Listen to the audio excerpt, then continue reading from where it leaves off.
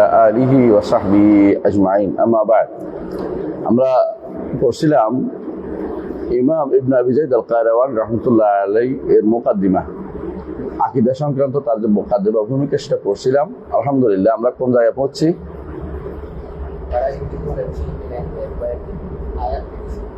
তাই আয়াত শুরু করি ইনশাআল্লাহ। জি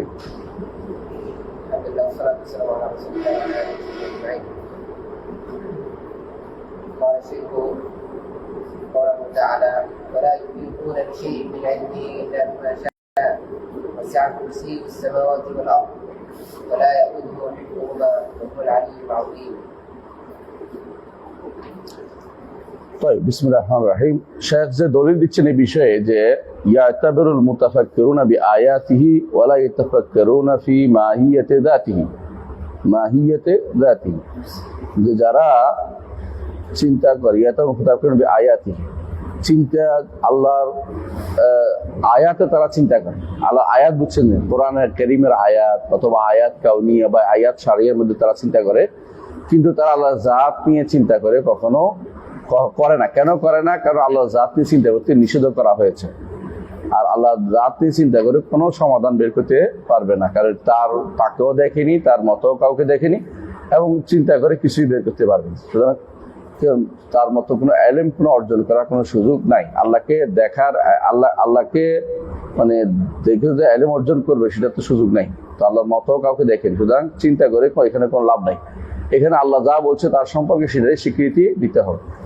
আল্লাহ যা বলছে তার নিজের সম্পর্কে সেটা স্বীকৃতি দিতে হবে। তো এটা কোথায় আছে? এটা একটা দলিল দিচ্ছে।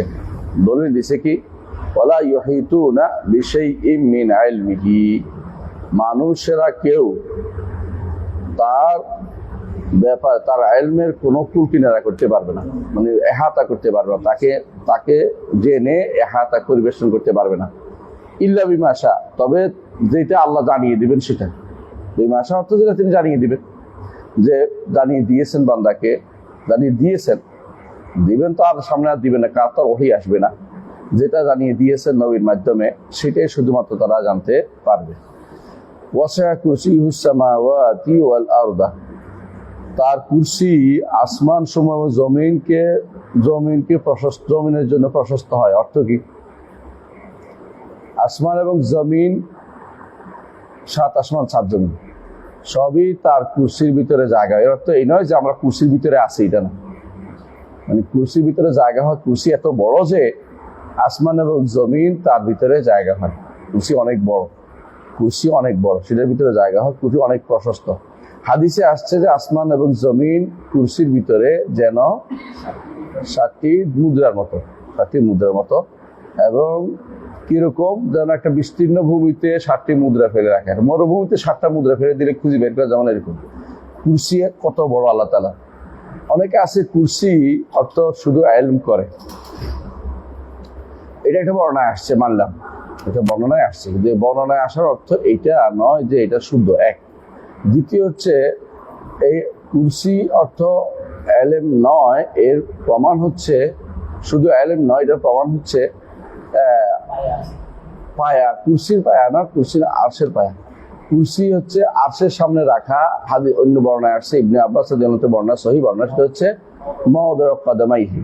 তো এটা হলো সামনে রাখা, আর জায়গা আছে অর্থ হলো ভিতরে জায়গা হয়। আর কুরসির বর্ণনা আসছে হাদিসে, এর অর্থ হচ্ছে যে কুরসি কখনো শুধু মানবী জিনিস নয় বা অর্থপূর্ণ জিনিস নয়, বরং বাস্তব জিনিস, যেটা একটা বস্তু।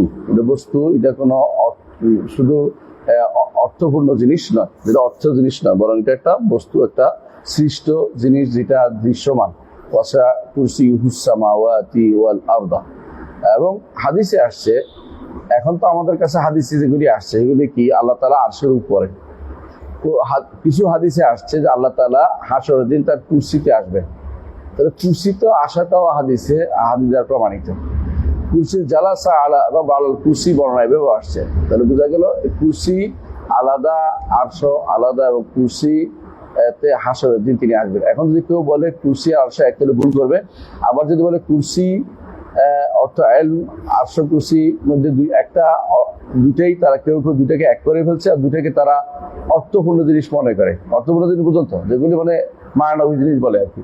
তা এগুলিকে তারা মনে করে না। এগুলি বেশিরভাগ যারা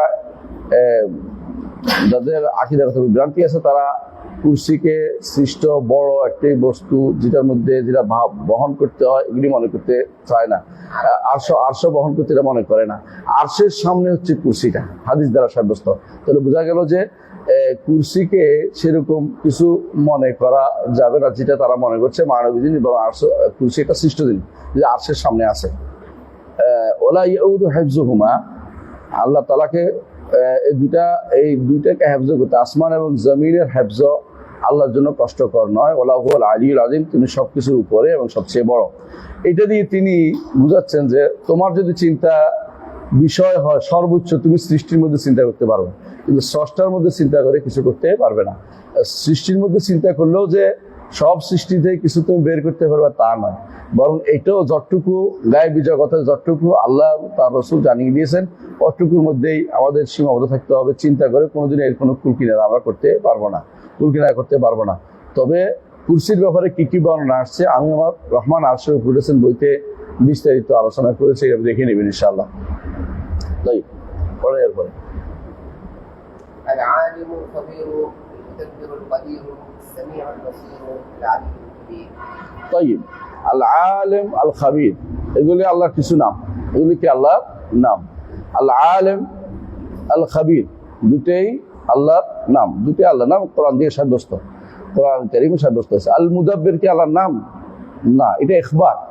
এটা কি ইখবার মানে আল্লাহ সম্পর্কে জানিয়ে দেয়া যে তিনি সবকিছু তাদবির করেন। এল কাদির পরটা উদ্দেশ্য যে তিনি সবকিছু করতে সক্ষম। যেমন আলিমুল খাবির, খাবির হচ্ছে তার নাম এবং কাদিরও তার নাম। তো আলিম সেটার ইখবার, তেমনি ভাবে মুদাব্বিরও ইখবার, মানে তিনি জগৎ পরিচালনা করতে সক্ষম। জগৎ পরিচালনা তিনিই করেন, আর কেউ করে না, তিনি শুধুমাত্র করেন। অনুরূপভাবে তিনি জগতের ছোট্ট ছোট্ট জিনিস যেগুলি মানুষ দেখে না সেগুলিও তিনি সেগুলি সম্পর্কে জানেন। যেগুলি হয়নি হয় কিরকম হবে সেটাও তিনি জানেন। যেগুলি হয়নি হইলে কিরকম হইতো সেটাও তিনি জানেন। তো আল্লাহ তাআলা সব জানেন। আলিমুল খাবির, এমনকি তিনি ওয়াল আলিমুল খাবির তিনি নিজেও বলেছেন, সেটা অর্থে কোরআনে কারীমে তিনি সবকিছু জানেন। হ্যাঁ, এরপর আস-সামিউল বাসীর, এটা হচ্ছে লাইসা কামিসলিহি শাইউন ওয়া হুয়াস সামিউল বাসীর। দুইটা নাম আমরা এখানে পাই যে তার তিনি সামি, সবকিছু শুনেন এবং সবকিছু দেখেন। আল আলী আল কবির, এটা কোরআন আল্লাহ নিজে বলছে ওয়া হুয়াল আলিয়্যুল কবির, কোরআনে কারীমে আসছে। আলী অর্থ সবচেয়ে উপরে, কাবির হচ্ছে সবচেয়ে বড়। তিনি আযীম আর কাবির পার্থক্য কি?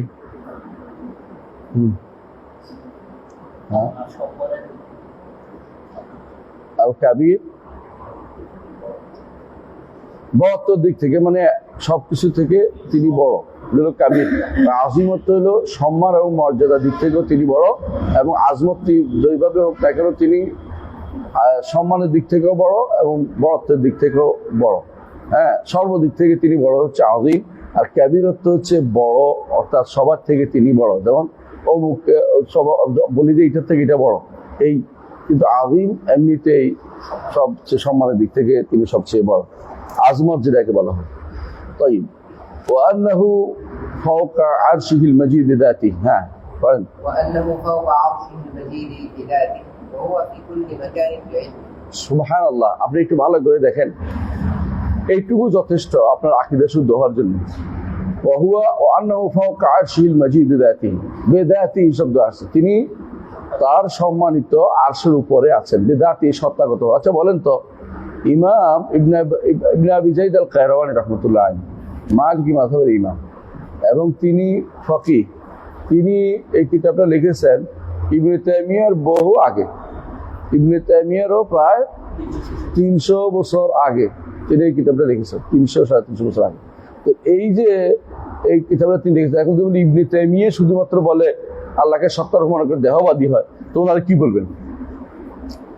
বলবেন?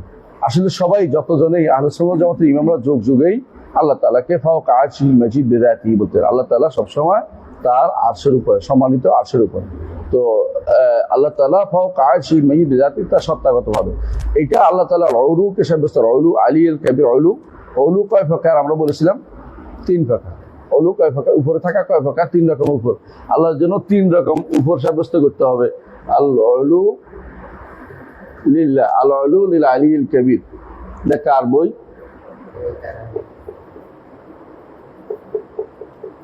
ইমাম যাহাবী।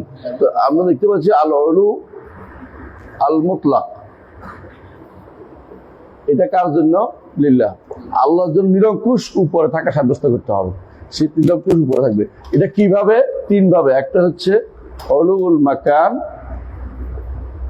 স্থানের দিক থেকে উপরে। আরেকটা হচ্ছে অলু আল কাহার, আরেকটা হচ্ছে অলুল মাকান বা কাদার, একই কথা। অর্থাৎ আল্লাহ তাআলা অলুল যাত বা অলুল মাকান, অলুল মাকান ওয়াল মাকানা ওয়া অলুল কাহার, আল্লাহ তাআলার জন্য 3 ধরনের অলু উপরে থাকা সাব্যস্ত করে। একটা কি? সম্মানের দিক থেকে উপরে, আরেকটা ক্ষমতার দিক থেকে উপরে, আরেকটা সত্তাগতভাবে উপরে। যে কোনো উপরে থাকা বলতে 3টাই বুঝে, 3টাও পাওয়া যায়, কখনো 3টা কখনো 2টা পাওয়া যায়। কথা কি বুঝতে পারছি? অলু কখনো সম্মানের দিক থেকে উপরে, কখনো মর্যাদার দিক থেকে সমান মর্যাদা, কখনো ক্ষমতার দিক থেকে উপরে, কখনো তার সত্তাগতভাবে উপরে। 3টাই অলু অর্থ করলে, পরিপূর্ণভাবে অর্থ হলে উপরে থাকা বোঝায়, 3 দিকে হয়।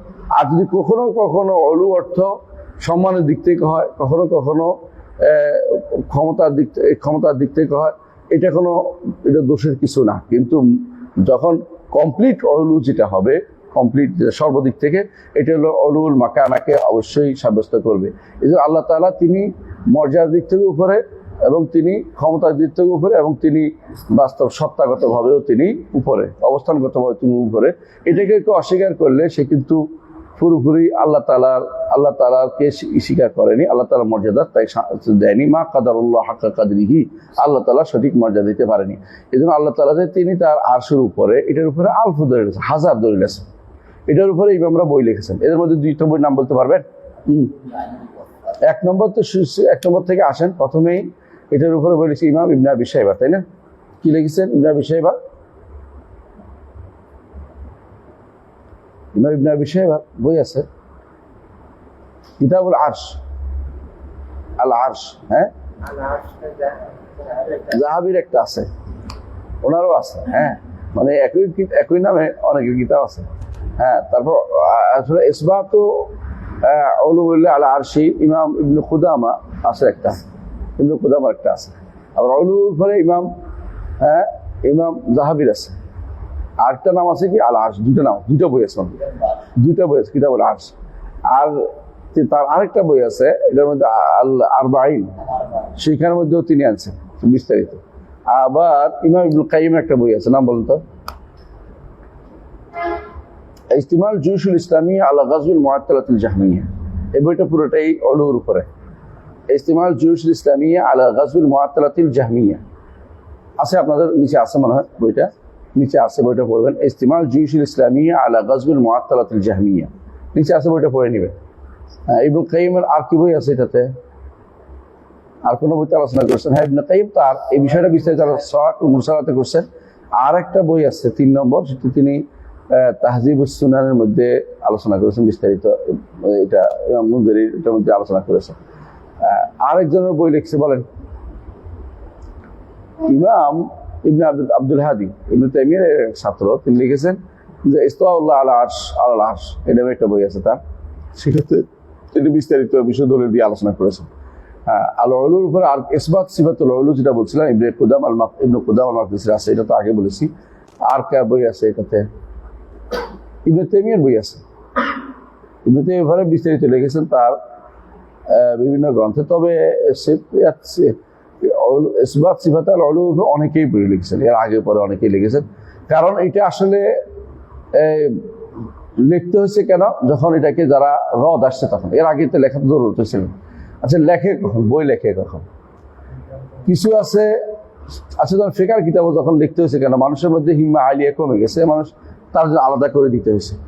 ঠিক আকীদার ক্ষেত্রে অধিকাংশ বই লেখা হয়েছে যখন মানুষ আকীদার বিভ্রান্তি তৈরি হয়েছে, তখন সেটাকে রদ করা লিখছে। এবং যারাই জাহাম ইবনে সফওয়ান দ্বারা প্রভাবিত হয়েছে, তাদেরকে রদ করে যে সমস্ত গ্রন্থ লেখা হয়েছে এগুলো সবগুলি উলুল্লাহ আল আরশ এটাকে সাব্যস্ত করেছে। এর মধ্যে ইমাম বুখারী রহমতুল্লাহ আলাইহি একটা বই লিখেছেন খালক আফআইল ইবাদ, এটার নাম কি? খালক আফআইল ইবাদ। এটা প্রায় মানে 40% হলো উলুল্লাহ আল আরশের উপর লিখিত, আল্লাহ তাআলা আরশের উপর, বাকি অংশ খালক আফআইল খালকুল খালকা অর্থাৎ খালক আফআইল ইবাদ, যেটা মানে বান্দার কাজ বান্দা নিজে করে। তাকদীরের মাসালা নিয়ে আলোচনা করেছেন, তাকদীরের মাসালা। তাহলে বোঝা গেল যে ইমাম কাইয়িম রহমতুল্লাহ ইমাম বুখারী রহমতুল্লাহ আলাইহির সময় যারা এটাকে অলুকে অস্বীকার করতে তিনি সেটাকে রদ করেছেন। ইমাম বুখারী রহমতুল্লাহ এই বিষয়টা আবার তার কিতাবুল বুখারী সহিহ বুখারীতেও আনছে। তাহলে যোগ্য আলেমরা, এমনকি আমি খেয়াল করে দেখেছি প্রত্যেকটা ইমামই প্রায় তাদের হাদিসের কিতাবে এগুলিকে ইঙ্গিত করে করে অধ্যায় বিন্যাস করেছেন এবং নিয়ে এসেছেন। এবং ছয় ইমামে পাবেন, বিভিন্ন হাদিসের মুহাদ্দিসরা পাবেন, তারা এর উপরে বই লিখেছেন। রদ আল জাহমিয়া বা জাহমিয়াতের উপর রদ, যে সমস্ত বই আছে সবগুলিতে যারা যারা উলুয়ের অস্বীকার করেছে বা তাদেরকে জাহমি হিসেবে ধরা হয়েছে। আজও যারা আল্লাহ তাআলাকে সত্তাগত উপরে মানবে না তারা জাহমি, তারা কি জাহমি। এবং যারা জাহামি তারা ঈমানদার না, তারা কাফের। যারা জাহমি তারা কাফের, কথা বুঝছেন? এখন বলতে পারেন কেউ কেউ তাহবিল করে, যারা তাহবিল করে তাদেরকে আমরা কাফের বলি না, কিন্তু অবশ্যই পথভ্রষ্ট, অবশ্যই পথভ্রষ্ট। আল্লাহ তাআলার উপরে থাকাকে কেউ কেউ তাহবিল করে বসে, কিন্তু অস্বীকার করতে পারলে কালে কাফের হয়ে যাবে।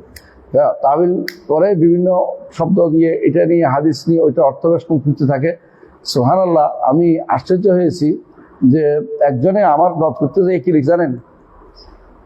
তিলকা রসুল ফাদ্দালনা বা'দাহুম আলা বা'দ মিনমান কাল্লামা ওয়া রাফা বা'দাহুম দারাজা। তো বলতেছে তাহলে কি নবীরা কি একটার উপর একটা নাকি? এটা দলিল দিচ্ছে। এই ব্যাখ্যা কি চলে? কেন চলে না বলেন তো? কারণ আল্লাহ দারাজাত বলেই দিছে, বুঝেন না কথাটা? আল্লাহ যে উপরে, নবীরা যে উপরে, কিসের উপরে বলে দিছে? দারাজাত বলছে, এটা তো মুকাইয়াদ। আর আল্লাহটা কি? আল উলুল মুতলাক, আল উলুল মুতলাক। আর দেখে আমাকে রদগুলো বলতেছে যে পৃথিবীতে গোল, তো আরশ এরকম, আল্লাহ তাআলা তলে নেমে আসেন বিভিন্ন আসমানে, তো আল্লাহ নিচে থাকেন। কারণ আমাদের নিচে আছে, আর উপর দিকে দেখাইলে কেমনে হয়? হ্যাঁ, নিচের দিকে তো অলু আছে, নিচে যারা আছে তারা তো ওইদিকে অলু দেখাচ্ছে। মানে ফালতু কথাবার্তা। কেউ কখনো অলু নিচের দিকে দেখে না, কেউ অলু উপর দিকে সবাই দেখে।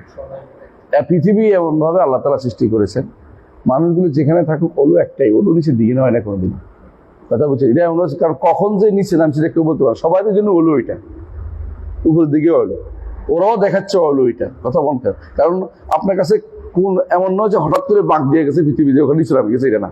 সবার দিকে অলু ওইটা, এবং এটা এমনভাবে আল্লাহ তাআলা পৃথিবী তৈরি করেছেন যে কখনো নিচের দিকে অলু দেখাবে না, কেউ উপরের দিকে দেখাচ্ছে।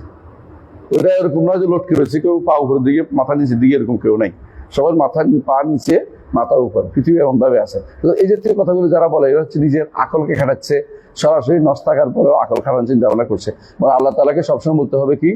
ফাওকা আরশিহিল মাজিদ বিযাতিহি, তিনি আল্লাহ তাআলা তার সম্মানিত আরশের উপরে বিযাতিহি, সত্তাগত ভাবে।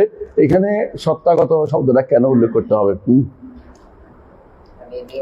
একটা সময় এইটা বলা লাগতো না, কেন লাগতো না? যখন এটাকে অস্বীকার করার মতো কেউ ছিল না, সবাই আল্লাহকে উপরে মানতো, হাত অটোমেটিক উপরে উঠে যায়, এবং সবাই জানে রাসূলুল্লাহ সাল্লাল্লাহু আলাইহি ওয়াসাল্লাম উপরে গেছেন। হ্যাঁ, এবং কোরআনে কারীম এবং হাদিস ভর্তি এটা দিয়ে যে আল্লাহ তাআলা ইসরা মেরাজে আল্লাহ তাআলা তার নবীকে উপরে নিয়ে গেছেন, সবাই এটা বলে।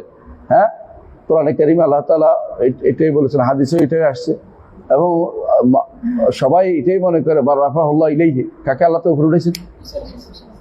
অর্থ কি? বার রাফাহুল্লাহ, বরং আল্লাহ তাআলা তাকে উপরে ইলাইহি, তার দিকে আবার রাফা করেছেন। রাফা কখনো নিচের দিকে হয় না, রাফা কখনো নিচের দিকে, রাফার তাহলে উঠে না, উঠানো যদি করবে না, উঠানো নামানো উঠানো দোষ, এটা কিছু পৃথিবীতে কেউ বলবে না, জগতে কেউ বলবে না। এটা হচ্ছে নিজেদের বিভ্রান্তি তৈরি করা ছাড়া কিছুই না। তো এই দলিল সবগুলি তারা একসময় এদিকে কেউ মানে ফিতরাতান থেকে শুরু করে হ্যাঁ, কোরআন, সুন্নাহ, ইজমা, কিয়াস, ফিতরা সবই এটা দাবি করে যে আল্লাহ তাআলা উপরে। আবু হানিফা রাহমাতুল্লাহ নিজে উল্লেখ করেছেন। তারপরেও তারা যখন এটা অস্বীকার করতে শুরু করলো, তখন আলেমরা শব্দ এটা যুক্ত করেছেন, বেদাতিহি বলতে হবে। বেদাতি বলে সত্তাগত, তিনি উপরে। উপরে থাকা তার সত্তাগত, উপরে থাকার সত্তাগত গুণ। এটা হলো জাতি গুণ হচ্ছে উলু, জাতি গুণ হচ্ছে উলু, আর ফেইলি গুণ হচ্ছে ইস্তেওয়া। ফেইলি গুণ হচ্ছে ইস্তেওয়া। এবং ইস্তেওয়াকে আমাদের শেখ ইস্তেওয়াকে কোনো আলেম ইমাম ইবনে তাইমিয়া রাহমাতুল্লাহ আলাইহি ইস্তেওয়াকে ফেইলি বলেছেন। বর্তমান সময়ে শেখ সালেহ আলু সাহেব বলে ইস্তেওয়া ফেইলি হলেও এটা এখন জাতি। কারণটা কি বলতে পারবেন? একটা হচ্ছে, দেখেন এই জিনিসটা একটু বুঝার ব্যাপার আছে। একটা যেমন আল্লাহ তাআলা কথা বলেন, হ্যাঁ, আর আল্লাহ তাআলা কথা বলেছেন, তো কথা বলেন গুণটা এটা তো তার জাতি গুণ। আর কথা বলেছেন মুসার সাথে, তখন এটা কি? ফেইলি। আল্লাহ তাআলা সিফাত যেটা সিফাত উপরে উঠে সিফাতটা ইস্তেওয়ার সিফাতটা, এটা তিনি এখন তো বারবার উঠেন এরকম বলিনি আমরা। এটা তো এখন, এটা তো আল্লাহ তাআলা তার উলু ইস্তিকরার অর্থে আছে এটার সাথে, অর্থাৎ উপরেই তার অবস্থান। সেই হিসাবে উনি বলতেছেন যে এটা সিফাত ফেইলিয়া হইলেও এটা এখন জাতিয়া, কারণ তিনি উপরেই আছেন। এই জন্য তিনি এটাকে জাতীয় বলতে রাজি আছেন, আমি এটা বলে থাকেন তিনি। আচ্ছা, একটা দিক থেকে তার কথা শুদ্ধ, কিন্তু আমাদের ইমামরা যোগে যোগে সিফাতে ফেইলিয়া হিসেবে সাব্যস্ত করতে চান কেন বলেন তো?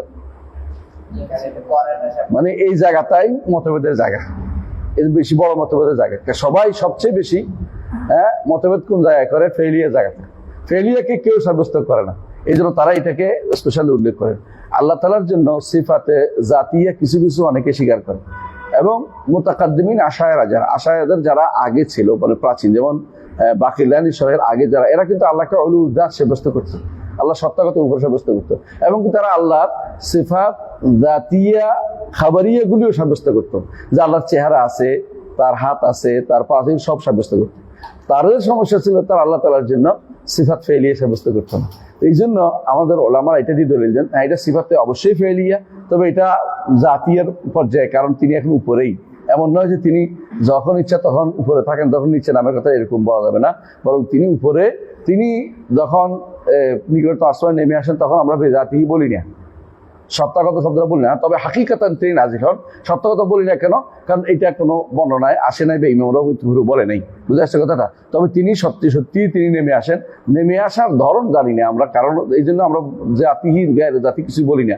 কিন্তু উলুল্লাহ তো জাতি সিফাত, নুজুল তো জাতি সিফাত না, এই জন্য এখানে এসে জাতি শব্দটা আমরা উল্লেখ করি না। এখানে আমরা কি বলি?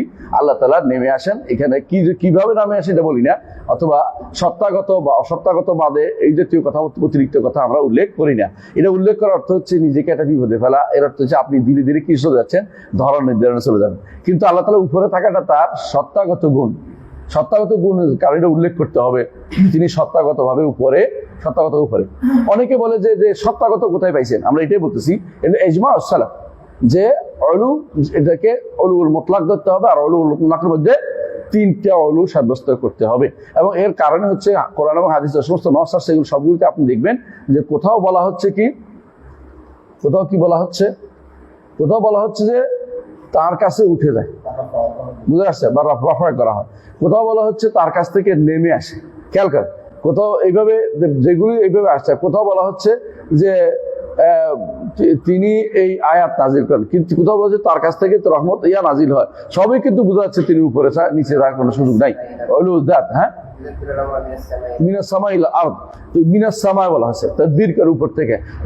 সবগুলি প্রমাণ করে যে অলু জাতকে সাব্যস্ত করতে। সেখানে যদি কোনো কেউ শুধু অলুল মাকানা বলে, অলুল মনজিলা এবং অলুল কাহার বলে, তাহলে বোঝা গেল যে তিনি আর কিছু সাব্যস্ত করেছেন, কিছু অস্বীকার করেছেন। আল্লাহ তাআলা যে মর্যাদাগত, এটা সবাই মানতে রাজি হয়, মর্যাদা আল্লাহ তাআলার মর্যাদা ঈমানদার মাত্রই আল্লাহর মর্যাদা। এমনকি কাফেরও স্রষ্টার মর্যাদা দেয়। যে ব্যক্তি কুফরি করে আছে কিন্তু নাস্তিক না, সেও স্রষ্টার মর্যাদা দিতে রাজি আছে এবং স্রষ্টার ক্ষমতা স্বীকার করে না। হ্যাঁ, যদি করে একবার নাস্তিক হয় সেটা আলাদা কথা। এর অর্থ হচ্ছে যে আল্লাহ তাআলাকে উপরে মানার বিষয়টি একেবারেই প্রমাণিত জিনিস, এটা মানব মনের ফিতরাতের ভিতরে আছে। এটাকে যে ব্যক্তি অস্বীকার করবে সে ব্যক্তি ভয়াবহ কুফরিতে এবং শিরকে লিপ্ত, এবং সে ব্যক্তি বরং যেটা আমাদের সালবে সালিন বলতেন যে ইয়ারা মনে করে, জাহামিয়ারা মনে করে আরশের উপরে কেউ নেই। জাহামিয়ারা মনে করে যে আরশের উপরে কেউ নেই, তাদের এটা লাস্ট কথা। এটা ইমাম ইমাম ইমাম বুখারী রাহমাতুল্লাহ আলাইহি এই জন্য ইমামদের থেকে এটা নিয়ে আসতেন, সুফিয়ান আত-তাওরী ইবনুদের থেকে এটা আনতেন যে হুম ইয়াকুলুনা, তারা বলতেছে হাম্মাদ ইবনে যায়েদ তাদের থেকে বর্ণনা এটি আনতেন, হুম ইউরিদুনা ইয়াকুলু লাইসা ফাওকা আরশি। অর্থাৎ তখনকার দিনে এটা বলার অর্থ সরাসরি বলতে পারতো না, তখন তো উপরে আল্লাহ উপরে সাব্যস্ত করতো না। এখন তো সরাসরি বলছে আরশের উপরে কিছু নাই, আরশ হচ্ছে এটা একটা ইলমের নাম, আরশ হচ্ছে এটার নাম, আরশ হচ্ছে এটা। আরশকে তারা সর্বোচ্চ সৃষ্টি মনে করে না, এবং তারা কেন মনে করে না, তারা কিয়াস করে যে আরশের উপর থাকলে আরশের প্রতি মুখাপেক্ষি হয়ে যাবে। এটা একটা মিথ্যা কথা। উপরে থাকলে মুখাপেক্ষি হওয়া লাজেম আসে না, কারণ যেমন আসমান আমাদের উপরে, কিন্তু আসমান আমাদের মুখাপেক্ষী না। উপরে থাকলে নিচের মুখাপেক্ষি হওয়া জরুরি না। উপরে থাকলে ওই জিনিস মুখাপেক্ষি হয় যেটা কি যেটা নিচের সাথে সম্পৃক্ত হওয়া জরুরি হয়। আল্লাহর সাথে আল্লাহ নিচের যে কোনো জিনিসের কোনো কিছুর সাথে তার জন্য জরুরি কোনো বাধ্যবাধকতা কোনো কিছু নাই। হ্যাঁ, তিনি আরশ, তার আরশকে বহন করে ফেরেশতারা, এটা হাদিস দ্বারা সাব্যস্ত, কোরআন আয়াত দ্বারা সাব্যস্ত। ওয়াইয়াহমিলু আরশা রাব্বিকা ফাওকাহুম ইয়াওমা ইযিন সামানিয়া। তাহলে কোরআন এবং হাদিস দ্বারা সাব্যস্ত হয়েছে যে আল্লাহ তাআলার আরশকে ফেরেশতারা বহন করে, কিন্তু আল্লাহকে বহন করতে কেউ বলেনি। কথা বুঝেছেন? সুতরাং এরা কি করে, এই কথাটাকে টেনে আনে আল্লাহকে বহন করতে, যখনই বলে আরশ বহন করে, একটা মানুষের বসাই দেয় চেয়ারের উপরে, এরপর ছবি দেখে থাকে যে আল্লাহ, তোমাদের আল্লাহ এরকম, নাউযুবিল্লাহ। তোমরাই তো তাহলে তা ইয়া করলা, তাসবিহ দিলা। আমরা তো এটা বলি না, আল্লাহ তাআলা তার উপরে আছেন, কিভাবে আছেন জানি না, সত্য কথা তিনি উপরে, তার উপরে থাকার ধরন আমরা জানি না, তবে তিনি উপরে অর্থ আরশের উপর। আরশ অনেক ছোট, কিন্তু তিনি তার আরশকে তিনি সৃষ্টির মধ্যে সবচেয়ে বড় হচ্ছে আরশ, তার উপরে তিনি আছেন, এটাকে আমরা স্বীকার করি। আরশের নিচে সবাই, সবকিছু আরশের নিচে। আরশের নিচে কি? জান্নাত। আরশের নিচে কি? জান্নাত। এটা আমরা স্বীকার করি। এই জন্য আমরা জান্নাতে যারা যাবেন আল্লাহকে আরশের উপরেই দেখতে হবে, তা আল্লাহকে আরশের উপরে দেখতে পাবে, এটাকে ঈমান আনতে হবে। এই জন্য তারা সবচেয়ে বড় নেয়ামত দেখবে, যেভাবে চাঁদ দেখি আমরা, চাঁদ নিচে দিকে দেখি, আল্লাহকেও আমরা জান্নাত থেকে আল্লাহকে দেখতে পাবো, এটাও আমরা হাদিস দ্বারা সাব্যস্ত করি। বিভিন্ন হাদিস এ বিষয়ে বিস্তারিত বর্ণনা আপনার কোরআন হাদিসের বর্ণনা পাবেন। রহমান আরশের উপর বসেন বইতে, এবং এটা ভালো করে পড়ার জন্য থাকলো। তাই হ্যাঁ, সুম্মাদা নাইট উপরে উঠে, হ্যাঁ এটা এর জন্যই, জি আল্লাহর জন্য কিনা সুম্মাদানা ফাতাদাল্লা না, এটা জিবরিলের জন্য, এটা জিবরিলের জন্য। কিন্তু দানা ফাতাদাল্লার একটা হাদিসের মধ্যে একটা আসছে, ওটা আল্লাহর জন্য। মানে এইখানে যেটা আসছে সুম্মাদানা ফাতাদাল্লা ফাকানা কাবা কাউসাইন আও আদনা ফাআওহা ইলা আবদিহি মা আওহা, ফাআওহা ইলা আবদি দ্বারা আল্লাহর বান্দা, কিন্তু এর আগে দুইটি আয়াত জিবরিলের জন্য। এটা হচ্ছে সালাফদের তাফসীর এটা। কিন্তু আল্লাহ তাআলার কাছে যে সুম্মা দানা ফাতাদাল্লা, এইটা আল্লাহ তাআলার জন্য হাদিস দ্বারা সাব্যস্ত আছে যে আল্লাহর নিকটে গিয়েছেন তিনি, এবং কাছাকাছি গিয়েছেন। হাত্তা কাবা কাউসাইন আও আদনা এটা আসে না, এটা আসছে কোরআনের মধ্যে। এই জন্য দুইটার সাথে একরকম করে ফেলা যাবে না, বুঝে আসছে হাদিসের বর্ণনা। কিন্তু হাদিসে এটা আসছে যে রাসূলুল্লাহ সাল্লাল্লাহু আলাইহি ওয়াসাল্লাম দানা কাছে গেছেন, আল্লাহর কাছে গেছেন। আর কাছে যাওয়ার অর্থ কি? উপরে, উপরে কোনো সন্দেহ নেই, উপরে। জি, মাকানুহু আলী, তার মাকান উপরে। এবং এই জন্য ইমাম আবু হানিফা রাহমাতুল্লাহ আলাইহি বলেছেন ওয়ালাইসাল আসফালু মিন ওয়াসফির রুবুবিয়্যাতি বিশাই, নিচে থাকা কোনো রবের ওয়াসফানা, রবের গুণ নয়, রবের গুণ নয়। তো ইমামদের মধ্যে যিনি আমাদের প্রসিদ্ধ ইমামদের মধ্যে একজন হচ্ছে আবু হানিফা রাহমাতুল্লাহ আলাইহি, তিনিও যেহেতু সাব্যস্ত করছেন, তার অনুসারীদের উচিত এটা সাব্যস্ত করা, এবং এটার মাধ্যমে হচ্ছে জাহামিয়াদের থেকে মুক্তি পাবে। আর যারা এটা সাব্যস্ত করেন তাদেরকে যুগ যুগ আলেমরা জাহামিয়া বলেছেন। অলু অস্বীকারী জাহামি, কোনো সন্দেহ নেই। যে কোনো ব্যক্তি অলু দাত অস্বীকার করবে, আল্লাহ তাআলাকে উপরে থাকা অস্বীকার করবে, সে ব্যক্তি জাহামি, এতে কোনো সন্দেহ নেই। এবং তার পিছনে সালাত হবে না, এবং সে ঈমানদার নয়, সে ব্যক্তি কাফের, কোনো সন্দেহ নেই। কারণ এটা আল-হুদার হাজার দলিল, এবং এটা ফিতরি দলিল, এবং এই ব্যাপারে বিরোধ করার কোনো সুযোগ নেই। এটা শুরু করছে সর্বপ্রথম জাহাম বিন সফওয়ানরা, তার অনুসারীরা এটা শুরু করেছে। এই জন্য ইমামরা যুগে যুগে এর বিরুদ্ধে বই লিখেছেন, রাদ্দ আল জাহমিয়া। এর মধ্যে তারা অলুটা সাব্যস্ত করেছেন সবার আগে। এই বইয়ের মধ্যে সমস্ত বই লেখা হয়েছে রাদ্দ আল জাহমিয়া, এর মধ্যে অলু নিয়ে একটা বিশাল অংশ সেগুলোতে বইতে আছে। জি, ওয়া হুয়া ফি কুল্লি মাকান বিইলমিহি, এটা কেন উল্লেখ করা হচ্ছে? কেন উল্লেখ করা হয়েছে? তিনি তো জানেন, ও বিকুল্লি সেইন আলিম, সবার ব্যাপারে জানেন। এই জানার জন্য তার সৃষ্টির সাথে লেগে থাকা জরুরি না। তিনি উপরে থাকেন, উপরে থেকেও সৃষ্টির সাথে আছেন, উপরে থেকেও সৃষ্টির সাথে আছে। কথা বলছেন কিনা? কারণ আপনি দেখবেন কোরআনে কারীম আপনি আগাগোড়া পড়েন, এই মাথা থেকে ওই মাথা পর্যন্ত পড়েন পুরোটা, আপনি কোথাও শতকরা 90% আপনি পাবেন মারিয়ার সাথে থাকা লাজেম করে না, সাথে থাকা আবশ্যক করে না। অর্থাৎ সাথে থাকা এটা আবশ্যক করে না যে লেগে থাকা, বরং সাথে থাকা অর্থ বোঝায় যে তিনি অর্থাৎ একই, তিনি দেখাশোনা করেন, তিনি জানেন, তিনি এই ব্যবসায় একমত হচ্ছেন, এই জাতীয় সবকিছু পাবেন আপনি। যেমন ইয়াতে দেখেন সূরা বাকারার শুরুতে, ওয়াইজা খালাউ ইলা শায়াতিনিম ক্বালু ইন্না মাআকুম ইন্নামা নাহনু মুস্তাহজিউন। যখন তারা ঠাট্টা করে তখন কি তারা এদের সাথে থাকে? তখন কি তারা নিজেদের ভাইদের সাথে থাকে? না, তখন ইমানদারদের সাথে থাকে। কিন্তু বলতেছে ইন্না মাআকুম, আমরা তোমাদের সাথে আছি। এই সাথে থাকা অর্থ কি? তোমাদের সাথে আমরা একমত, মতাদর্শী একমত। এ তো কখনো বলার সাথে লেগে থাকা বুঝায় না। আর যখন মারিয়ামকে বলেছেন কিয়া মারিয়াম মুকনুতি রাব্বিকা ওয়াসজুদি ওয়ারকাই মা রাকাইন, মারিয়াম সিজদা করা, রুকুকারীদের সাথে মারিয়াম কি রুকুকারীদের সাথে লেগে আছে, নাউযুবিল্লাহ। অর্থাৎ রুকুকারীরাও রুকু করবে, মারিয়ামও রুকু করবে, এটা উদ্দেশ্য। এটা জামাতে শরীক হবে, তাদের সাথে সালাত, তারাও সালাত করে আদায় করবে, তোমাকেও সালাত আদায় করতে হবে, এটা উদ্দেশ্য। আর মারিয়াম পুরুষদের কাতার, নারীদের কাতার তো পুরুষের কাতার একসাথ নয়। তো এটা ভালো করে জানো যে মারিয়া কখনো লেগে থাকাকে বুঝায় না, খুব রেয়ার, খুব রেয়ার মানে খুব কম। এই জন্য এই বিষয়ে বিস্তারিত আলোচনা করেছি। রহমান আরশের উপর উঠেছেন যে মারিয়া বলতে লেগে থাকা বোঝায় না, এটা বিভিন্ন একাত্ম থাকা, বিভিন্নভাবে একই রকম থাকা, একইভাবে বোঝানো, বা তাদেরকে একই যে জ্ঞানে থাকা, সাহায্যে থাকা, এই দুইটাকে বলা হয় মারিয়া বোঝা। যেমন আমি বলি যে আমি তোমার সাথে আছি, তুমি বিল্ডিং উঠে ফেল, আমি তোর সাথে কি সাহায্য সহযোগিতা করব। অথবা আমি তোমার সাথে আছি, তুমি কাজটা করে ফেলো, এর অর্থ হচ্ছে তোমার কোনো ভয় না, আমি তোমাকে সাহস দিব। এগুলি সবই মারিয়া এটাকে বোঝায়। কিন্তু মারিয়া লেগে থাকা যে চিন্তা ভাবনা করছে এটা ভুল, খুব রেয়ার আসে।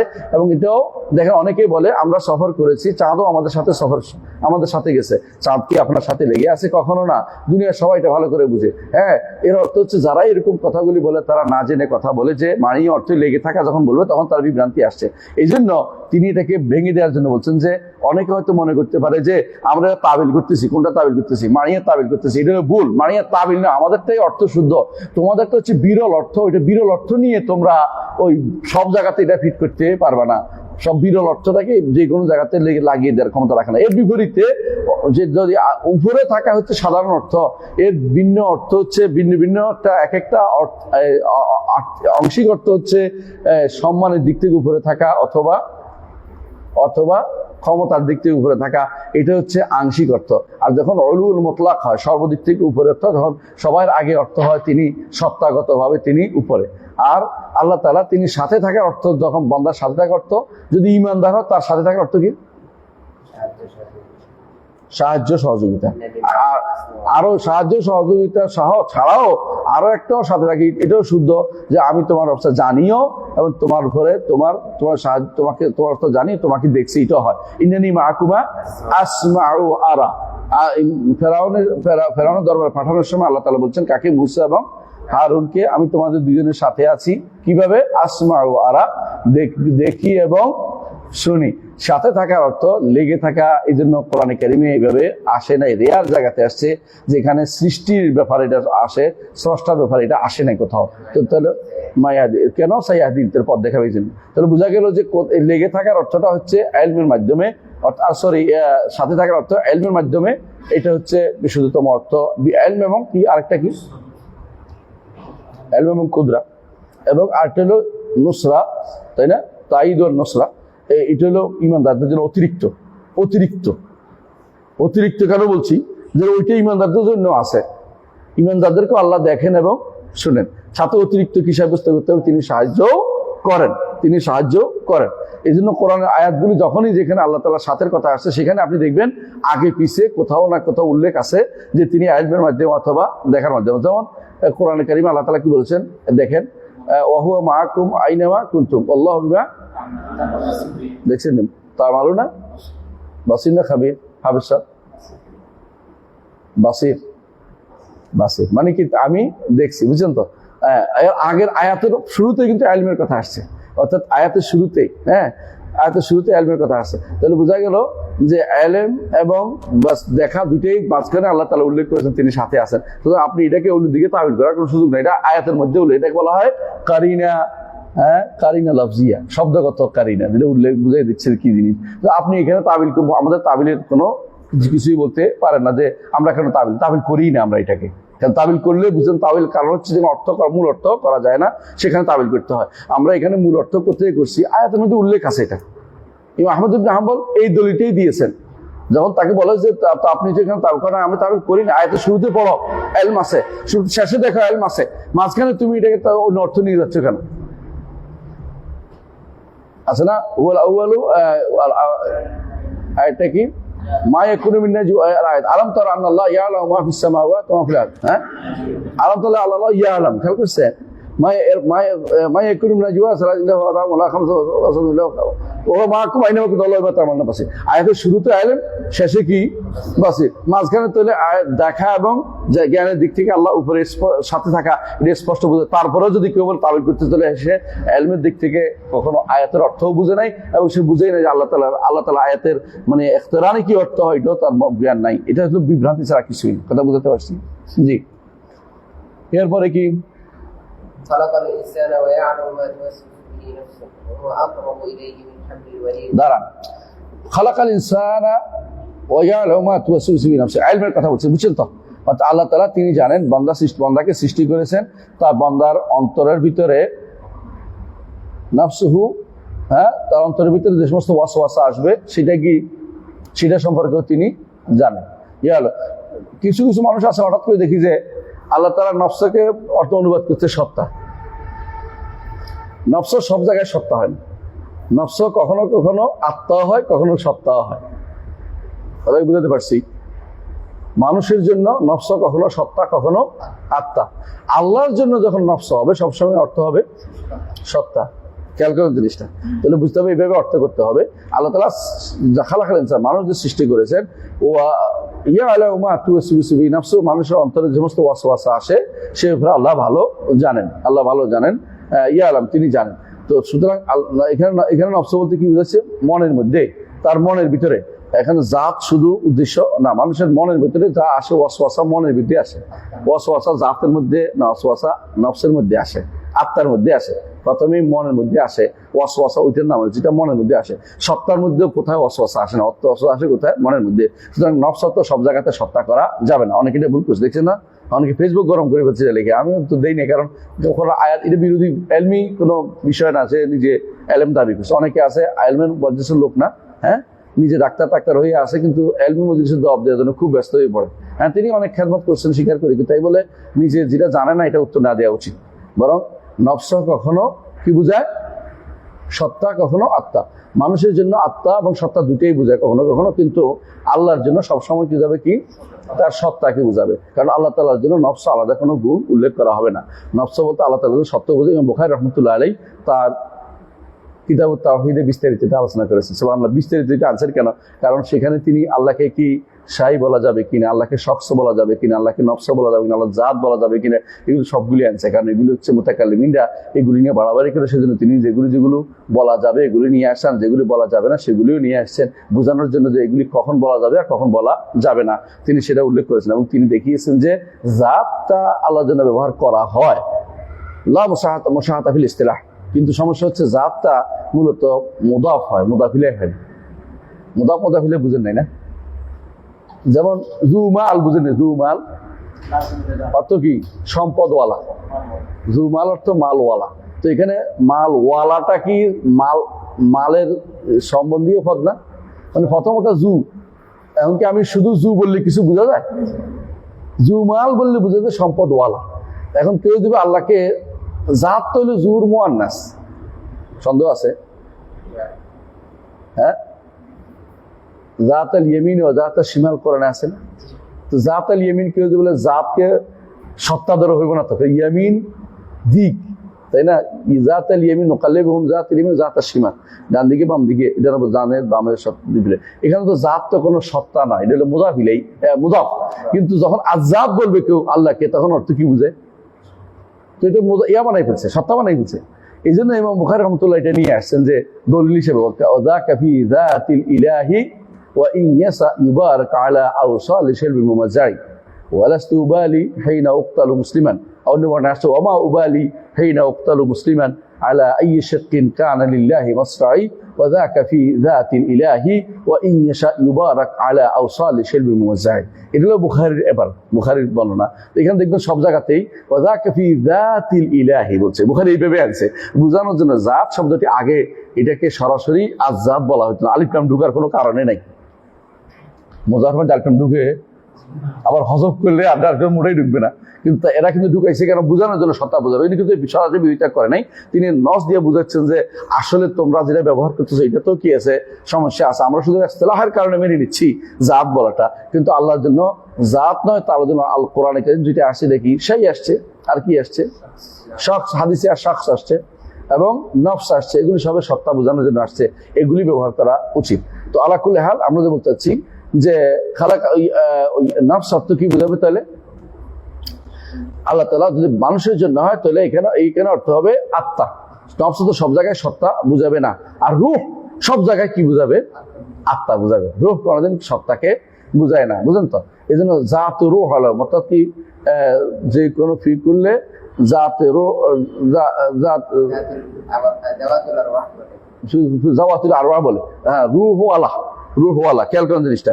অর্থাৎ আরেকটা হাদিস আছে যে সদাকা, যে কোনো জিনিসের রূহ আল্লাহ একটা জিনিসের খরচ করলে সদাকা হয়, তো সেখানেও রূহ আল্লাহ। অর্থাৎ রূহ কখনো আর রূহ কোনো ব্যক্তি না, রূহ বলতে কি বোঝায়? আত্মাকে বোঝায়। রূহ বলতে কি বোঝায়? আত্মাকে বোঝায়, ব্যক্তিকে বুঝাচ্ছে না। তো ব্যক্তির একটা বিশেষ জিনিসকে আত্মাকেই বুঝাচ্ছে। মানে মানুষের ব্যক্তিত্ব দুই ভাগ, একটা কি সত্তা, একটা আত্মা। মানে একটা হলো তার বডি, একটা হলো তার আত্মা। আল্লাহর জন্য এইভাবে ভাগ করা জায়েজ না, এই জন্য আল্লাহর জন্য কখনো বলা যাবে না রূহ বলা যাবে না, আর নফস বলা যাবে না আল্লাহর জন্য। আল্লাহর জন্য নফস যদি রূহ আত্মা, এটা অর্থ যখনই হবে তখন অর্থ হলো সৃষ্ট জিনিস। এই জন্য যখন রূহ অর্থ কি হবে? রূহ অর্থ আত্মা হবে, তখন অর্থ হলো সৃষ্ট জিনিস। এই জন্য আল্লাহ তাআলার জন্য কেউ যদি নফস সরাসরি আল্লাহর কি নয়, নফস আল্লাহ কোনো সিফাত না। যদি নফস আল্লাহ সিফাত কেউ কোনো আলেম বলেছে যোগে যোগে, কোনো আলেম বলে, তখন তারা উদ্দেশ্য নিয়েছে কোরআনে কারিমে আসছে, হাদিসে নফস আসছে, এই নফস তো আল্লাহ সত্তাকে বুঝিয়েছে। কথা মনে রাখতে হবে। এর দ্বারা কখনো নফসকে আল্লাহ আলাদা কোনো গুণ হিসেবে সাব্যস্ত করা যাবে না। এটা হচ্ছে বিশুদ্ধতম মত, এটাই মেনে নিতে হবে। এর আগে যারা এগুলি সাব্যস্ত করেছেন, ইমাম ইবনে খুযাইমা রাহমাতুল্লাহ সহ আর যারা বলেছেন, এই মাসালাতে তারা কি করেছেন? মানে মূল অর্থের দিকে না গিয়ে ভুল অর্থের দিকে গিয়েছেন। আল্লাহ ওনাদেরকে ক্ষমা করে দিন। কিন্তু তারাও এটাকে নফস, আমরাও স্বীকার করি নফস আল্লাহর জন্য সাব্যস্ত করি, কিন্তু নফস অর্থ কি হিসাবে? সত্তা হিসাবে। নফস আলাদা কোনো গুণ হিসাবে, আলাদা কোনো গুণ হিসাবে নয়। নফস আল্লাহ ইখবার করা যাবে, ইখবার যে আল্লাহ তাআলা নফস আছে কিনা, ইখবার। হ্যাঁ, আল্লাহ নিজে বলছেন ইউহাদ্দিরুকুমুল্লাহু নাফসাহু। এই নফস অর্থ কি? জাত, সত্তা। আল্লাহ তাআলা তার সত্তার ব্যাপারে তোমাদের ভয় দেখাচ্ছেন যে আল্লাহ তাআলা, হ্যাঁ, ওয়ালা আলামু ফি নাফসি আলামা তাআলামু মা ফি নাফসি ওয়ালা আলামু মা ফি নাফসি। কে বলছে? ঈসা আলাইহিস সালাম। আমার সত্তায় যা আছে আপনি জানেন, আপনার সত্তায় কি আছে আমি জানি না। এখানে এই নফস বুঝাতে সত্তা করবেন, কারণ আল্লাহর বিপরীতে, আল্লাহ সত্তার বিপরীতে আসে, তো এটা বলা হয় মোকাবালা। তখন আপনার দুটো অর্থ সত্তা করলে মিলবে ভালো, যে আল্লাহ আমার সত্তায় কি আছে আপনি জানেন। অর্থাৎ আল্লাহ তো সত্তায়ও জানেন, নফস ব্যক্তিত্ব, আল্লাহ রূহও জানেন, কোথায় আছে সবই জানেন, মানুষের শরীরে কোথায় কি আছে সবই জানেন। সুতরাং সত্তা বললে সব বুঝাচ্ছে এখানে। আল্লাহ তাআলা আপনি আমার সত্তায় কি আছেন, আপনার সত্তায় কি আছে আমি জানি না, এটা উল্লেখ করেছেন। কখন উল্লেখ করেছেন? হাসরে আল্লাহ জিজ্ঞাসা করবেন যে আনতা কুলতা লিন্নাস তাখিযুনি ওয়া উম্মি ইলাহাইনি মিন দুনিল্লাহ। হে ঈসা, আপনি কি বলেছেন এটা যে আমাকে এবং আমার মাকে আল্লাহ ছাড়া তোমরা কি করো, দুইটা আল্লাহ ইলাহ বানিয়ে নাও? তখন ঈসা আলাইহিস সালাম কি বলবেন? সুবহানাকা আনা কুলা মা লাইসা লি বিহাক্কিন। যে হক নয় এটা আমি কখনো বলার মতো অবস্থা আমি নেই, আমি এটা বলবো না কখনো। কুলতু ফাকাত আলিমতা, আমি যদি বলে থাকি আপনি জানতেন এটা, তো আমি কি একান্তভাবে বলার তো কোনো সুযোগ নেই। আমি কোথায় কি বলেছি, হ্যাঁ, এটা তো আপনি জানেন। তাআলা মা ফি নাফসি ওয়ালা আ'লামু মা ফি নাফসিক। আমি কোথায় কি বলেছি না বলেছি, কি করেছি না, সব আপনি জানেন। ওয়ালা আ'লামু মা ফি নাফসিক, আপনি কি করেন আপনার ব্যাপারে তো আমি কি জানি। এখানে এখানে ব্যক্তি বুঝাচ্ছেন, এখানে কোনো নফসের কোনো আলাদা গুণ বোঝানো হয় নাই। কথা বুঝাতে পারছি? তাই এটা ঠিক আছে। তাহলে আমরা বুঝতে পারছি যে নফস বলতে এখানে যেহেতু মানুষের সাথে সম্পৃক্ত, এখানে কি বুঝাবে? ওয়াসওয়াসা কোথায় আসে? নফসে আসে। এই জন্য এখানে নফস বলতে আল্লাহ তাআলা মানুষের অন্তরে কি আসে সেটা সম্পর্কেও জানেন। ওহু আকরাবু ইলাইহি মিন হাবলিল ওয়ারিদ, এই দলিল দিয়েছেন তিনি এটা দিয়ে। ওহু আকরাবু ইলাইহি মিন হাবলিল ওয়ারিদ, তিনি আকরাবু ইলাইহি, ইলাইহি মানে কি? ইনসানের। ওয়ালাকাদ খালাকনাল ইনসানা ওয়া না'লামু মা তুওয়াসবিসু নাফসু ওয়া নাহনু আকরাবু ইলাইহি মিন হাবলিল ওয়ারিদ। ওই আয়াতের সরাসরি আয়াতের বাকি অংশটি নিয়ে আসছেন। হ্যাঁ, এখানে ওয়াহু আকরাবু ইলাইহি মিন হাবলিল ওয়ারিদ, তিনি আকরাবু ইলাইহি বান্দার নিকটে, মিন হাবলিল ওয়ারিদ তার ঘাড়ের রগের চেয়েও বেশি কাছে। এখানে ওয়াহুয়া আকরাবু ইলাইহি মিন হাবলিল ওয়ারিদ কিভাবে? ইলমান। কেন? এরপরে আছে ইজিয়াতালাক্কাল মুতালাক্কিয়ানি, কারণ যদি এটা আল্লাহ স্বয়ং নিজের ব্যাপারে উল্লেখ করা হতো তাহলে বলতে পারতেন যে ইতালাক্কাল মুতালাক্কিয়ানি আসছে। এই জন্য এই যে ইবনে কাসির রাহমাতুল্লাহ তাফসীরে তিনি এটাই উল্লেখ করেছেন যে এখানে মালাইকাদেরকে বোঝানো হয়েছে, কর্বুল মালাইকা বোঝানো হয়েছে। আর যদি কোনো ইমাম বক্তব্য অনুসারে যদি আল্লাহ তাআলাকে ধরা হয় তাহলে কর্ব অর্থ কি?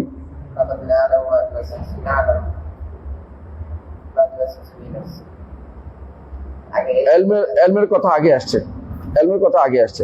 আরেকটা জিনিস হচ্ছে কর্ব হচ্ছে লিল ইজাবা আও লিল ইসাবা।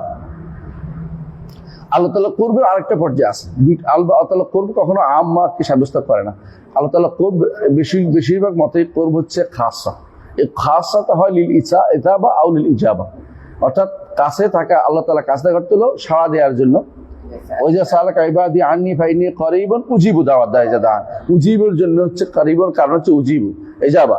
আর ইসাবা হচ্ছে সওয়াব দেওয়ার জন্য। যখনই বান্দা ডাকে, হাদিসে আছে রাসূলুল্লাহ সাল্লাল্লাহু আলাইহি ওয়াসাল্লাম বলেছেন, তোমরা তো এমন একটি সত্তাকে ডাকছো, তোমরা কোনো বধির সত্তাকে ডাকছো না, দূরের সত্তাকে ডাকছো না, তোমরা একটা সত্তাকে ডাকছো যে তিনি করিবুন মুজিব, তোমাদের সবচেয়ে নিকটে। এবং এটা উল্লেখ করেছে এই দিকে তোমার যখনই ডাকা তিনি তোমাদের ডাকে সাড়া দিবেন। তো সাড়া দেয়া অথবা সওয়াব দেওয়ার জন্য তিনি, আমরা যখন যেটা করি তিনি আমাদের কাছে আছেন। এই নৈকট্য কখনো আবু হানিফা রাহমাতুল্লাহ নিজে বলেছেন ওয়ালাইসাল কুরবু বিল মাসাফা, অর্থাৎ কাছে থাকাটা কোনো ইঞ্চি টেপ ইঞ্চি মাপার জিনিস না, মিলিমিটার দিয়ে জিনিস, এই হিসাব জিনিস না। এই নৈকট্য হচ্ছে সওয়াবের দিক থেকে, মর্যাদার দিক থেকে তিনি নিকটে। এই জন্য আপনিও বুঝেন, আমরাও বুঝি, সবাই বুঝি, সব জায়গাতেই নিকটে উনি আমার কাছের লোক, নিকটের লোক, নৈকট্যপ্রাপ্ত লোক অর্থ কি? তিনি তার মর্যাদাপূর্ণ লোকে বুঝায়। এখানে কখনো নিকটে বলতে মিলিমিটার দিয়ে বুঝায় না। এটা আবু হানিফা রাহমাতুল্লাহ তার ফিকহুল আকবার এবং আফসার মধ্যে যোগ করেছেন। তো এখানে করবে কখনো এই কেউ যদি মনে করে ওহু আকরাবু ইলাইহি দলিল দেয় অনেকেই যে আল্লাহ তাআলা মানুষের শাহরগের কাছে, এটা নয়, এটা বিল ইলম হতে পারে অথবা লিল ইজাবাতি ওয়াল ইসাবা হতে পারে। তো অবস্থা থেকে বোঝা যাচ্ছে আমাদের ইমাম ইবনে আবি যায়েদ আল কায়রওয়ানি রাহমাতুল্লাহ তিনি কুরব বিল ইলমকে তিনি গুরুত্ব দিচ্ছেন। এই জন্য তিনি বলছেন ইয়ালামু মা তুওয়াসবিসু নাফসু নাহনু আকরাবু মিন হাবলিল ওয়ারিদ, এটা দ্বারা বোঝাচ্ছেন। ওখানে খেয়াল করে ওখানে নাহনু বলা আছে, নাহনু বলে ফেরেশতাই মূলত বোঝানো হয়েছে, এটাই ইবনে কাসির তাফসীর। আর উনি ওয়াহুয়া দ্বারা বোঝাচ্ছেন যে উনি নিজে এটাকে আল্লাহ তাআলাকে উদ্দেশ্য নিচ্ছেন। তখন হবে কি হবে? এই কর্ব হবে বিল ইজাবাতে আও লিল ইসাবাতে। যদি কর্ব যদি কোনো আম হয় তাহলে লিল ইজাবা ওয়াল ইসাবা, আর কর্ব যদি কোনো খাস হয় তখন হবে তিনি বান্দার নিকট অর্থ নৈকট্য বুঝাবে, নৈকট্য বুঝাবে। এই নৈকট্য আর কাছে থাকা এক জিনিস না, নৈকট্য আর কাছে থাকা এক জিনিস না, বুঝেছে কথাটা? এটাকে এক জিনিস মনে করার কোনো কারণ নেই। কাছে এক জিনিস এন্দা, আর নৈকট্য বিশেষ জিনিস, এটা স্পেশাল জিনিস। এটাই ইবনে কাইয়িম রাহমাতুল্লাহ ইবনে তাইমিয়া তার ইয়াতে ইবনে কাইয়িম তার ফাতওয়াল হামাইয়াতে বিস্তারিত উল্লেখ করেছেন এবং অন্যরাও সেটা আলোচনা করেছেন আমরা যোগে যোগে। তাই এবং এটা ইবনে কাইয়িম রাহমাতুল্লাহ আলাইহি, ইবনে তাইমিয়া রাহমাতুল্লাহ আলাইহি তার রদ বায়ান তালবিস জাহমিয়া সব বিভিন্ন গ্রন্থে এটাকে বিস্তারিত এনেছেন। এরপর পয়েন্ট ওমা তাসকুতু মিন ওয়ারাকাতিন, আপনি খেয়াল করেন উনি যেটা বোঝাতে চাচ্ছেন ইলম ওয়া হুয়া ফি কুল্লি মাকান বিইলমিহি তাফসীর করতেছে। এটা তিনি আরশের উপর থেকে তার এলমের দিক থেকে সবার নিকটে, মানুষ সৃষ্টি করেছেন, মানুষের অন্তরের খবর জানেন, এবং মানুষ যখন ডাকে তিনি তা জানেন। এই যে তিনি দলিল দিচ্ছেন, এটাকে তার মানুষের রূহ হরণ করা হচ্ছে, আল্লাহ সেটা জানেন, আরশের উপর থেকেও তিনি সেটা জানেন, এবং মানুষের রূহ হরণ করছে, তিনি এই দলিল দিয়েছেন। এই হিসাবে এটা দূষণীয় না, এই বক্তব্য দূষণীয় না, এবং এটা তার বক্তব্য ঠিকই আছে। ইমাম ইবনে আবি যায়েদ আল-কারওয়ানি ঠিক আছে, কারণ এলমের তিনি ব্যাখ্যা করতেছেন, এই জন্য তিনি আয়াতটা নিয়ে এসেছেন, ওয়ামা তাসকুতু মিন ওয়ারাকাতিন ইল্লা ইয়ালামুহা। জগৎ কোথাও যদি কোনো একটা পাতা পড়ে, গাছ থেকে কোনো পাতা পড়ে, তারপরে তিনি কি করেন? জানেন। ইল্লা ইয়ালামু, জানেন। জানেন কেন? তিনি জ্ঞানের মাধ্যমে তার নিকটে, এটা তিনি অর্থ করতেছেন। এই অর্থটা হতে পারে, কেউ কেউ এটা করেছেন, সালাফদের মধ্যে এটা করেছেন। ওয়ালা হাব্বাতিন ফি যুলুমাতিল আরদি ওয়ালা রাতবিন ওয়ালা ইয়াবসিন ইল্লা ফি কিতাবিম মুবিন। আর তিনি জানেন, শুধু জানাই যথেষ্ট নয়, আসমান অন্ধকারের, জমিনের কোনো অন্ধকারে যা পড়ছে, অন্ধকার বুঝেন তো, জমিনে অন্ধকার বুঝেন তো, কিরকম অন্ধকার? পাথরের ভিতরে কি আছে সেটা, পাথরের ভিতরে পোকাও থাকে মাঝে মধ্যে, কেমনি ঢুকছে আল্লাহ জানে, অথবা এটার ভিতরে তৈরি হয়েছে, কিন্তু সেটা যে আল্লাহ জানেন কিনা, জানেন।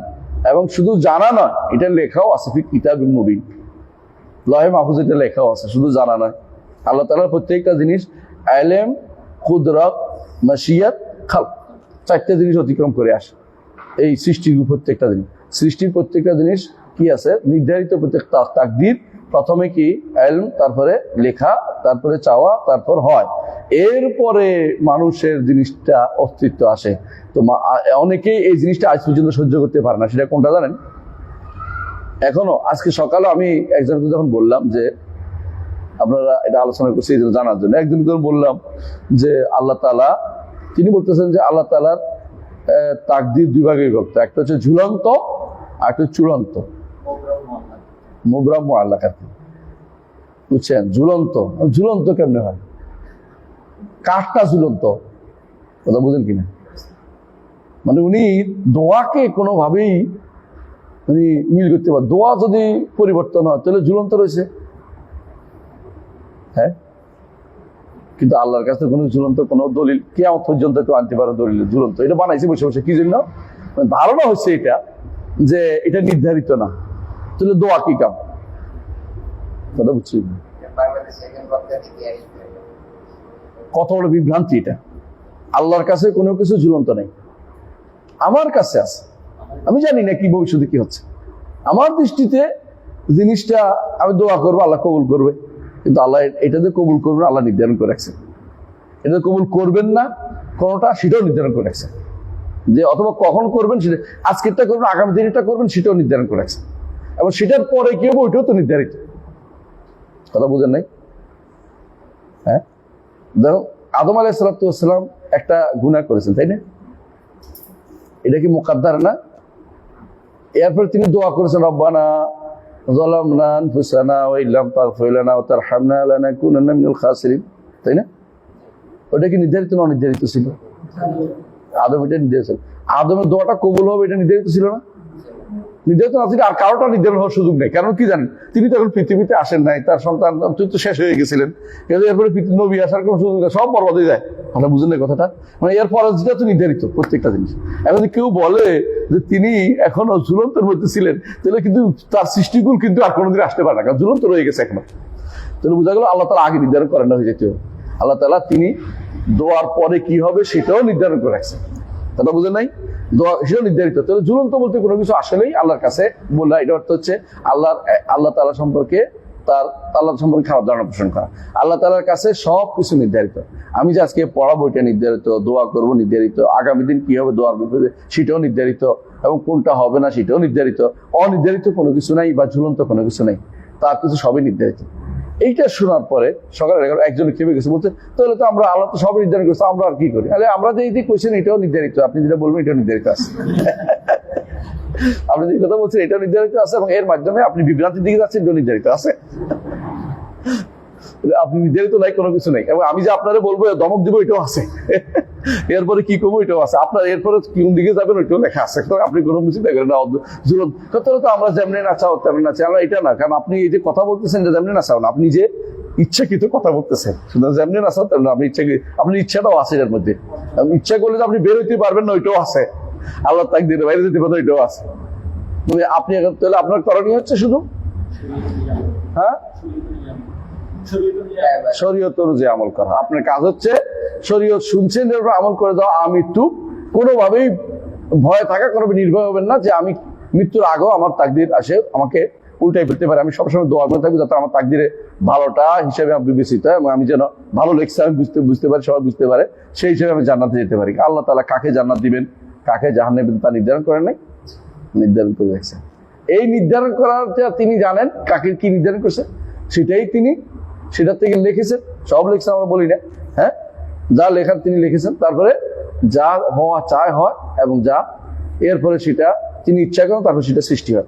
এগুলি সবই অতিক্রম করার পরে আসে বন্দা জানবে বলে, হ্যাঁ, বন্দা করবে বলে এ কথা বলার কোনো সুযোগ নাই। কারণ এগুলি সব পার হয়ে আসছে, ওই জগৎ শেষ হয়ে আসছে।